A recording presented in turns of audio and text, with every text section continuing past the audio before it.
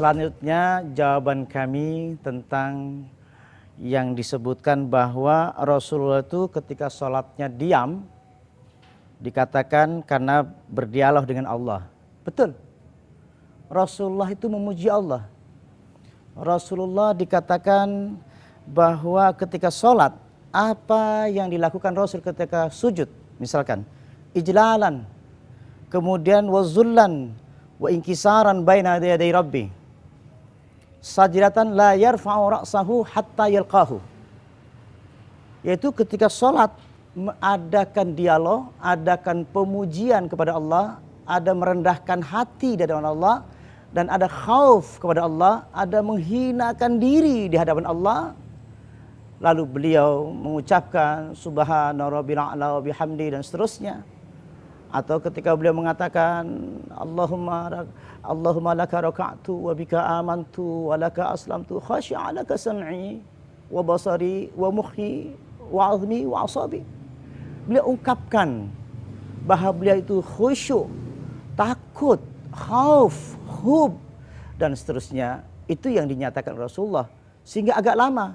Coba Anda nyatakan ketika Anda mengatakan Rabbi firli warhamni wajburni warfa'ni warzuqni wahdini wa'afini wa'fu'anni. Apa yang engkau ucapkan ketika mengatakan Rabbi firli? Kita mengucapkan, ya Allah ampuni kami ya Allah. Tidak mungkin orang berdialog kepada Allah Rabbi firli warhamni wajburni, enggak mungkin. Kalau betul dia menyampaikan kepada Allah dan meminta ampun kepada Allah, maka akan bergetar hatinya, dia akan menangis. Sehingga Rasulullah pun menangis ketika sholat. Abu Bakar menangis ketika sholat. Dan sahabat-sahabat semua menangis ketika sholat. Karena takut kepada Allah.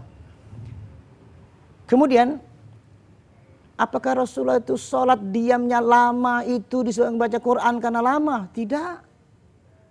Disebutkan, idza rafa'a ra'sahu minar ruku'i intasaba qa'iman hatta yaqulan nas qad nasiya.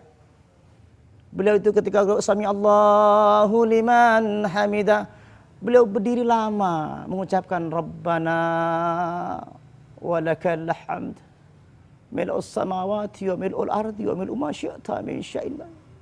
Terasa haru, terasa rindu, sehingga ia meneteskan tatma'u ainahu hatta tahmula. Ini hadis yang menyampaikan bahwa Rasulullah menangis ketika berdiri salat.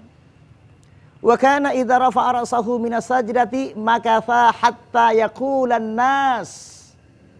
Beliau itu habis sujud lalu diam, Rabbi firli, menangis, meminta ampun. Apakah salah mengucapkan Rabbi firli agak lama dikarenakan ada tak kuat, yakhirunal adqan wa yabkun, lalu dia menangis. Kemudian bergetar hatinya karena tanda-tanda orang beriman bergetar mengucapkan kalimat-kalimat menyebut pada Allah. Innamal mu'minuna alladzina idza dzukirallahu wajilat qulubuhum wa idza tuliyat 'alaihim ayatuh zadathum imana. Ini tanda ketika hati dibuka oleh Allah, ketika ada cahaya dalam hatinya, ia tidak akan kuat menyebut nama Allah, akan bergetar selalu hatinya. Lalu mengatakan, disebutkan talinu juluduhum wa qulubuhum, kemudian lembut. Dan muncul sebuah getaran dalam hatinya. Di saat Ubay bin Ka'ab sedang baca Quran, Rasulullah tahu. Begitu hatinya bergetar, muncul kelembutan, timbul kelembutan. Lalu Nabi mengatakan, "Igtanimud du'a inda riqati fa innaha rahmah." Rahmah sedang turun, segera engkau berdoa karena hatimu sedang lembut. Hatimu sedang bergetar menyebut nama Allah dan seterusnya. Jadi panjang bacaan Rasulullah memang panjang, saat-saat tertentu Rasulullah panjang, tetapi gerakan-gerakan seperti apa? Karena ini merupakan rukun sholat. Ketika tumaknina, ada seorang laki-laki sholat di samping Nabi, dia sholat sangat cepat.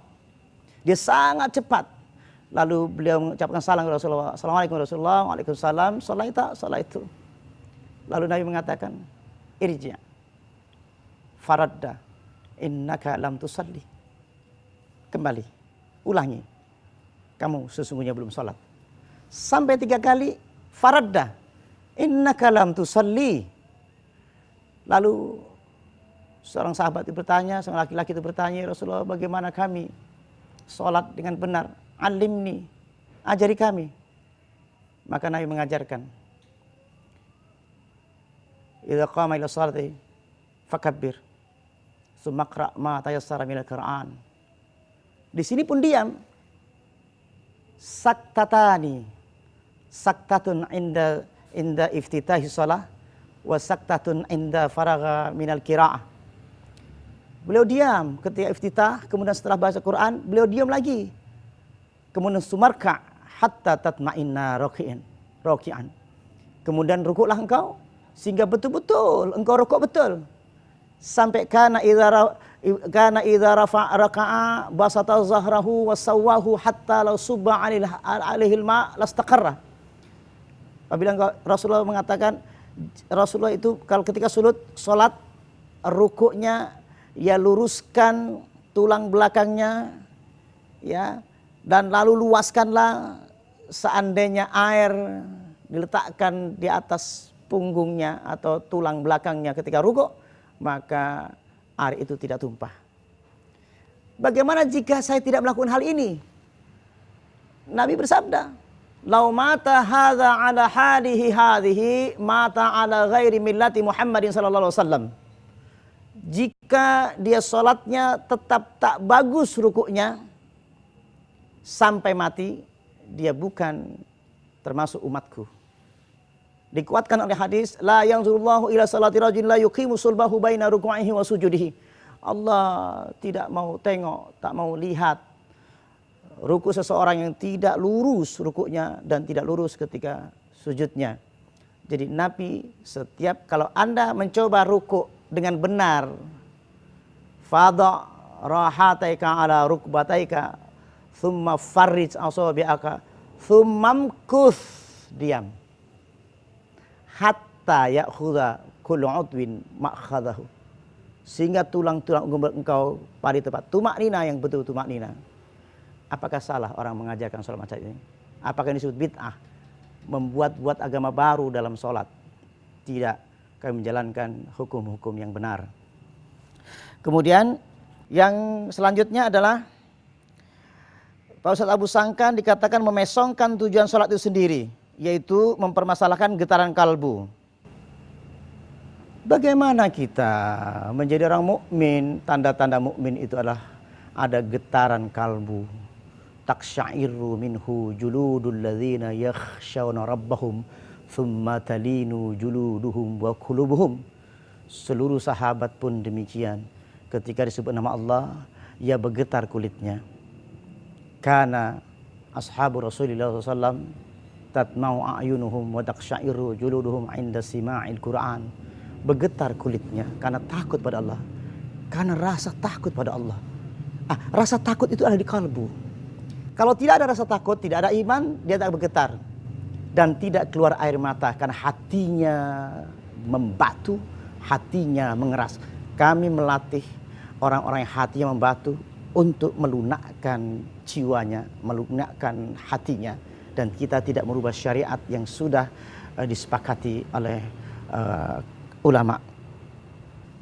Dalam kitab Ihya Ulumuddin, Imam Al-Ghazali mengutip sebuah ayat, qala Allah Ta'ala wa aqimis sholat li dzikri. Ini dasar awal bahwa sholat itu merupakan ingat pada Allah. Tujuannya adalah ingat, tujuannya adalah sadar, tujuannya kalau orang tidak ingat dalam sholat, maka ia telah dipalingkan oleh setan, sehingga inilah menjadi kehilangannya khusyuk dalam dirinya. Kemudian wala takum minal ghafilin, janganlah engkau menjadi orang yang lalai. Apa makna sholat? Jika hanya sekedar lahiriah, sementara hatinya tak bergetar. Apa makna sholat? Sampai Nabi mengatakan, bi awwalin ilmin yurfa'u minan nas al-khusyu. Yushiku an tadkhulal masjidal jami' la tara fihi rajulan khashian. Sangat sedih kita. Banyak orang sholat hanya lahiriah saja, banyak orang sholat sedangkan ruh hatinya tidak bersambung, tidak ingat kepada Allah. Ini yang sebenarnya siapa yang seharusnya diperiksa, siapa yang seharusnya dilihat, siapa yang seharusnya yang harus diteliti kembali sholatnya, yang ketika khusyuk atau tidak khusyuk. Al-Ghazali menyatakan, menambahkan dengan hadis bahwa sholatlah engkau seperti mana orang yang mau meninggal dunia, yaitu meninggalkan hawa nafsunya, meninggalkan harta bendanya, meninggalkan seluruhnya yang kita miliki kecuali Allahu Akbar, seolah ia meninggal dunia. Ini pun perumpamaan ini dinyatakan oleh Rasulullah sendiri. Kita diajarkan ketika sholat seolah-olah engkau meninggal dunia. Ya, shollu sholatan wadi'. Jadi meninggalkan dunia ini. Pada saat takbir, lupakan anak, lupakan istri, lupakan semua pekerjaan kita, tinggal Allahu Akbar. Ini yang kita ajarkan, yang selama ini kita sampaikan. Jadi kembali lagi, betapa dosanya orang memfitnah yang sebenarnya adalah ini yang kita lakukan selama ini. Ini yang perlu kita sampaikan kepada masyarakat dan insya Allah akan menjadi maslahat untuk kita semuanya.